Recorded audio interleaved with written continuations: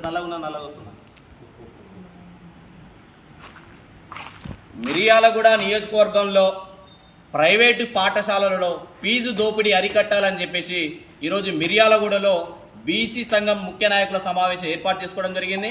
ముఖ్య ఉద్దేశం మిర్యాలగూడ నియోజకవర్గంలో ఉన్నటువంటి అత్యధిక ప్రైవేటు స్కూళ్ళలో అత్యధిక ఫీజు దోపిడీకి గురవుతూ ఉంది.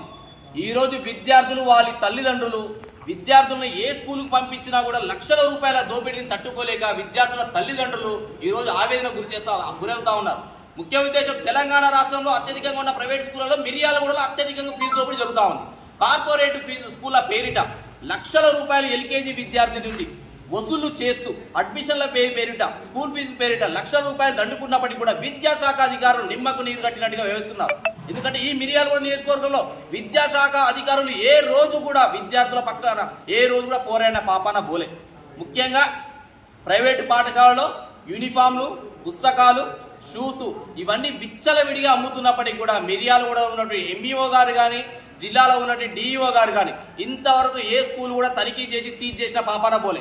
ఎందుకంటే ప్రైవేటు స్కూళ్ళకి కొమ్ము కాస్తూ వీళ్ళు వారి దగ్గర నుంచి లాలోచి పడుతూ విద్యార్థుల తల్లిదండ్రులను కూడా మానసిక ఆందోళనకు గురి చేస్తున్నటువంటి డిఈఓని తక్షణమే సస్పెండ్ చేయాలని చెప్పేసి మేము డిమాండ్ చేస్తా ఉన్నాం. అంతేకాకుండా ఎంఈఓ గారు మిర్యాలగూడ పరిధిలో మండల పరిధిలో ఉన్నటువంటి ప్రతి ఒక్క పాఠశాలని విజిట్ చేసి ఎక్కడైతే పుస్తకాలు అమ్ముతున్నారో స్కూళ్ళలో, అలాగే బుక్స్, పెన్నులు, షూస్ ఇలాంటి అమ్ముతున్నటువంటి పాఠశాలను తక్షణమే సీజ్ చేయాలని చెప్పేసి మేము డిమాండ్ చేస్తా ఉన్నాం. అంతేకాకుండా ప్రతి ఒక్క పాఠశాలలో ఫీజు స్ట్రక్చర్ బయట మెయింటైన్ చేయాలని చెప్పేసి మేము డిమాండ్ చేస్తా ఉన్నాం. అది కాక మీ స్కూళ్ళలో ఉన్నటువంటి ఎవరైతే టీచర్స్ ఉన్నారో వారి విద్యార్హత ఏదో ఉందో నోటీస్ బోర్డు చేయాలని చెప్పేసి కూడా మేము హెచ్చరిస్తా ఉన్నాం.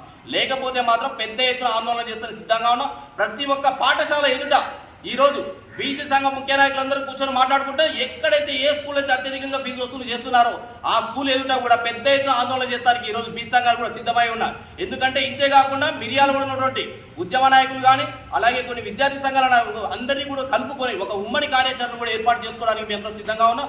దయచేసి చెప్తున్నా, విద్యాశాఖ అధికారులను తక్షణమే స్పందించండి. మీరు జిల్లాలో ఉన్న ప్రతి ఒక్క స్కూల్ని విజిట్ చేయండి. వారి ఫీజు స్ట్రక్చర్ ఎలా ఉన్నదో చూడండి. ఒకసారి పేద విద్యార్థులందరూ కూడా సమాన విద్యార్థుల చర్యలు తీసుకోవాలని చెప్పేసి మేము డిమాండ్ చేస్తాము. లేకపోతే డిఈఓ గారి కానీ ఎంఈఓ గారి కానీ ఎక్కడ కూడా ఉపేక్షించలేదు. ఎంఈఓ కార్యాలయానికి తాళం వేస్తామని చెప్పేసి మేము హెచ్చరిస్తా ఉన్నాం.